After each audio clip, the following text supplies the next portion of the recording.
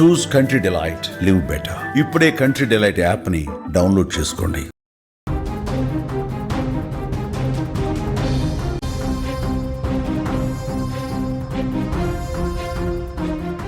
Breaking news చూస్తున్నాం. యాదాద్రి భువనగిరి జిల్లాలో విషాదం నెలకొంది. రిసార్ట్స్లో ప్రేమ జంట ఆత్మహత్య చేసుకుంది. పురుగుల మందు తాగి సుధాకర్, సుమీల చనిపోయారు. ఇద్దరికి వేర్వేరుగా పెళ్లిళ్ళైనట్టుగా తెలుస్తుంది. గత కొంతకాలంగా వీళ్ళిద్దరి మధ్య వివాహేతర సంబంధం కొనసాగుతుంది. చనిపోయే ముందు సెల్ఫీ వీడియో కూడా రిలీజ్ చేశారు. 3 రోజుల క్రితం రిసార్ట్కు ఈ మృతులు వచ్చినట్టుగా సమాచారం వస్తోంది. 3 రోజుల క్రితం వీళ్ళు రిసార్ట్కు వచ్చారు. వాళ్ళిద్దరికీ పెళ్ళయింది, కానీ వేర్వేరుగా పెళ్ళయింది. ఒకరు భార్యను, మరొకరు భర్తను వదిలేసి పెళ్లి తర్వాత ప్రేమించుకున్నారు. మరి ఈ ప్రేమకి ముగింపు కార్డు ఏంటంటే మరణం. ఎస్, పురుగుల మందు తాగి బలవన్మరణానికి పాల్పడ్డారు. పెళ్ళైన తర్వాత ప్రేమలు పుడితే వాటికి క్లైమాక్స్ ఎలా ఉంటుందో ఈ కథ అద్దం పడుతోంది.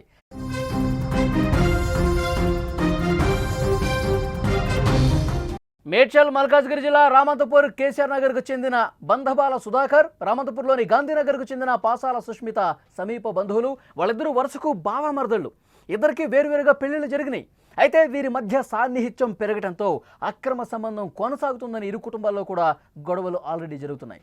ఈ కారణంగానే నల్గొండ జిల్లాలోని కేతేపల్లి పోలీస్ స్టేషన్లో సుష్మితపై ఆమె భర్త కేసు పెట్టాడు. దీంతో మనస్తాపానికి గురైన సుష్మిత సుధాకర్ వద్దకు వచ్చేసింది. వీరిద్దరూ 2 రోజులుగా బీబీ నగర్ మండలం కొండమడుగు శివారులోని రిసార్ట్స్కు వెళ్లారు. అక్కడ గది అద్దెకు తీసుకున్నారు. ఆదివారం మధ్యాహ్నం బలవన్మరణానికి పాల్పడ్డారు. ఈ కేసులో అత్యంత సంచలనాత్మక విషయం ఏమిటంటే సుధాకర్, సుమీల ఆత్మహత్య చేసుకునే ముందు 10 నిమిషాల నిడివి గల సెల్ఫీ వీడియోను ఒకటి రికార్డ్ చేశారు.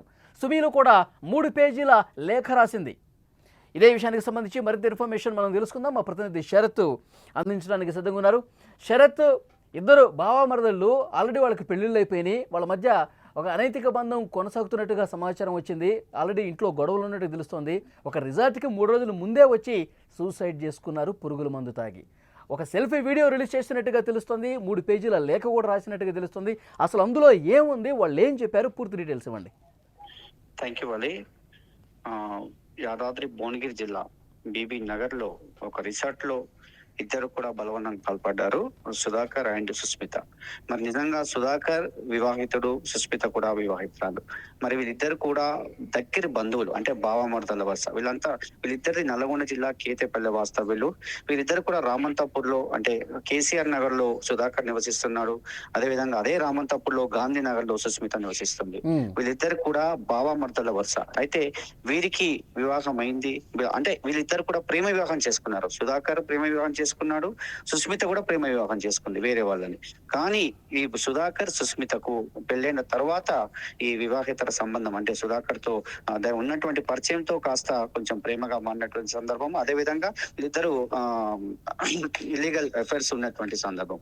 మరి దీని వల్ల సుస్మిత, సుధాకర్ 2 రోజుల క్రితము రిసార్ట్స్ కి వచ్చి, అంటే కొండమర్రలో ఉన్నటువంటి రిసార్ట్స్ కి వచ్చి అక్కడ 2 రోజుల నుంచి ఉంటూ వాళ్ళంతా కూడా, అంటే వాళ్ళిద్దరు కూడా మాట్లాడుకున్నటువంటి సందర్భము. దీంట్లో సుధాకర్ వాళ్ళ బావకు ఫోన్ చేసి నిన్న రాత్రి నేను చనిపోతున్నానని చెప్పి సెల్ఫీ వీడియోలో చెప్పడం జరిగింది. ఎందుకంటే నేను సుస్మిత లేనిది నేను ఉండలేను, ఎందుకంటే ఇంట్లో నాకు భార్య ఉన్నప్పటికీ నాకు సుస్మితను ముఖ్యం అని చెప్పి సుధాకర్ చెప్పినటువంటి విషయము. లేదు అలా చేయొద్దు, నేను వస్తున్నామని చెప్పినా కూడా ఎక్కడున్నా అనేది సమయం అయితే, ప్లేస్ అయితే చెప్పలేనటువంటి పరిస్థితి. మరి అదే విధంగా సుస్మిత కూడా ఒక 3 పేజీల లేఖ అయితే రాసింది. అందులో నేను సుధాకరే నా జీవితం అనుకుంటున్నాను, కానీ నాకు కూడా పెళ్ళైపోయింది, కానీ నాకు భర్త కన్నా ముఖ్యం నాకు సుధాకర్ అని చెప్పి ఆమె కూడా చెప్పినటువంటి సందర్భం. నిజంగా ఏది ఏమైనప్పటికీ వీళ్ళిద్దరు కూడా పురుగుల మందు తాగి బలవనం చెందడం అయితే చాలా బాధ కలిగిస్తుందని చెప్పవచ్చు. ఎందుకంటే సుధాకర్ 39 సంవత్సరాల వయసు కలిగినటువంటి వ్యక్తి. శరత్, వీళ్ళు రిసార్ట్ కు వచ్చే ముందు వరకు వాళ్ళ భర్త, భార్య కలిసి ఉన్నారా లేదా? సుధాకర్ వాళ్ళ భార్యతో ఎప్పుడో విడిపోయారు వాళ్ళు చెప్తున్నారు. ఎందుకంటే ఇంట్లో గొడవలు జరుగుతున్నాయట. సుధాకర్ తో ఎప్పుడైతే సన్నిహితంగా ఈమె ఉంటుందో అప్పటి నుంచి సుధాకర్ గొడవలు అవుతుండడమే కాకుండా కేతేపల్లి పోలీస్ స్టేషన్ లో, వీళ్ళ ఏదైతే సొంత ప్రాంతమైనటువంటి కేతేపల్లి పోలీస్ స్టేషన్ లో కేసు కూడా పెట్టాడు భర్త. సుస్మిత వాళ్ళ భర్త కేసు పెట్టాడు ఈమె పైన. ఆ కేసు పెట్టిన సందర్భంలో సుస్మితకు సుధాకర్, అంటే ఇద్దరు కూడా మాట్లాడుకుంటున్నారు, నా పైన మా భర్త కేసు పెట్టారని చెప్పి మాట్లాడుకున్న సందర్భంలో ఇదే రిసార్ట్ లో మాట్లాడుకున్నారు. గత 2 రోజుల నుంచి కూడా ఇదే రిసార్ట్ లో వాళ్ళు ఉంటున్నారు.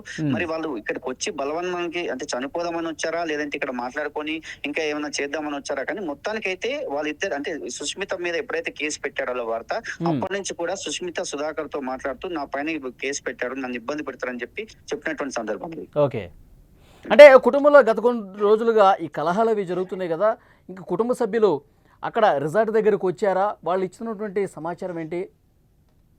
అసలు వాస్తవానికి రిసార్ట్ అంటే ఎక్కడున్నాం అనేది అయితే చెప్పలేదు. వాళ్ళ బావకి సుధాకర్ ఎప్పుడైతే రంజిత్ వాళ్ళ బావకి ఎప్పుడైతే కాల్ చేశాడో మేము ఎక్కడున్నామని చెప్పలేదు, కానీ నేను చనిపోతున్నాను, నాకు సుష్మితనే జీవితము, ఆమెనే నాకు దక్కట్లేదు అని చెప్పి అతను, సుష్మిత కూడా నాకు సుధాకర్ జీవితం అని చెప్పి ఆమె ఇట్లా అనుకోవడము, కానీ ఎక్కడనే తెలియక వాళ్ళు ఎప్పుడైతే మన బీబీ అంటే ముప్పలకు వచ్చి పిఎస్ లో కంప్లైంట్ చేసినప్పుడు ఆ మొబైల్ ఆధారంగా అక్కడ సిగ్నల్స్ ఆధారంగా ఈ బీబీనార్ పోలీసులకు ఇన్ఫర్మేషన్ ఇస్తే బీబీనార్ ప్లస్ వాళ్ళ బంధువులు అందరు కలిసి వచ్చినప్పుడు లోపల అంటే ఒక రూమ్ లో గది అదే తీసుకున్నారు. 2-3 రోజుల నుంచి ఇక్కడే ఉంటుందని చెప్పాలి వాళ్ళు కూడా, రిసార్ట్స్ వాళ్ళు.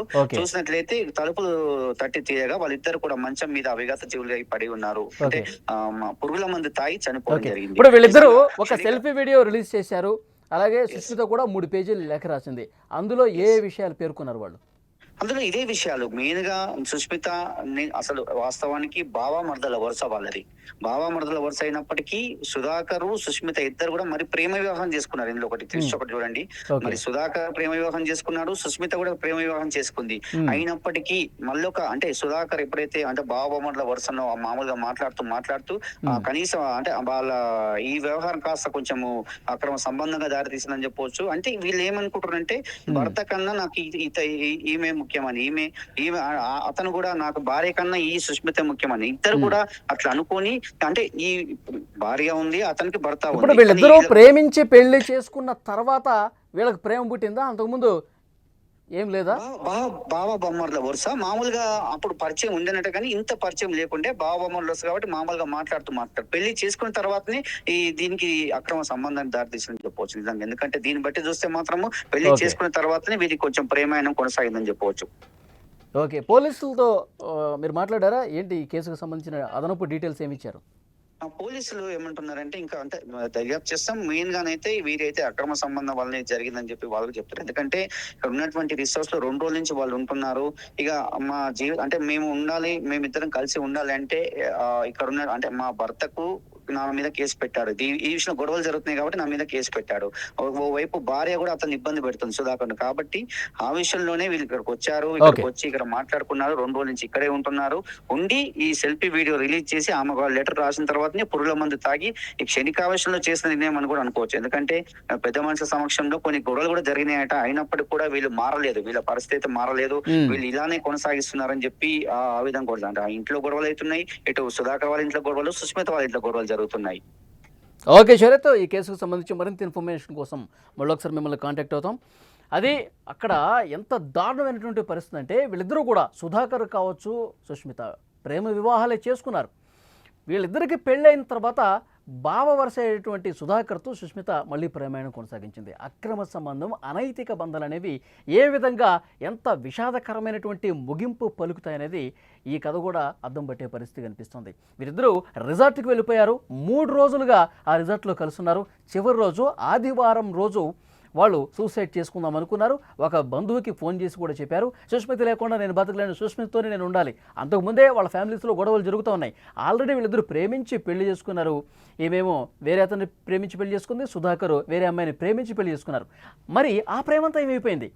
వీళ్ళు పరిచయం అయిన తర్వాత వరుసకు బావనేసరికి వీళ్ళు బంధాలు అనైతికంగా కొనసాగించి అక్రమంగా సంబంధాలు కొనసాగించి ఇప్పుడు చావు వరకు వచ్చినటువంటి పరిస్థితి.